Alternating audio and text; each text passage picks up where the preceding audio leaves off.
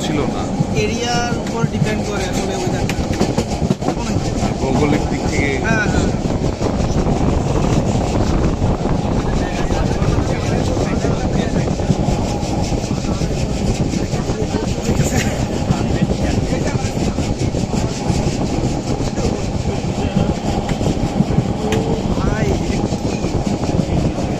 এই ফিলিংসটা শুধু আজকের এই দিনের এই সময়টাতেই হ্যাঁ, পাওয়া যায়। এটা আসলে- পরে আর কতদিন থাকবে আল্লাহ জানে। আমি তো মনে করছিলাম ভাই এটা মানে আমাদের চট্টগ্রাম মেইন যেখানে ওখানে তো নাই নাই, এরকম শহরের কিছু নাই। মতো তাই। হ্যাঁ, কিন্তু এখান থেকে তো শুরু হয়েছে মানে হয়েছে এই জিনিসটা দেখে আমাদের অবাক লাগছে যে এখানে কি আসলে রেসটা কি এখনো রয়ে গেছে।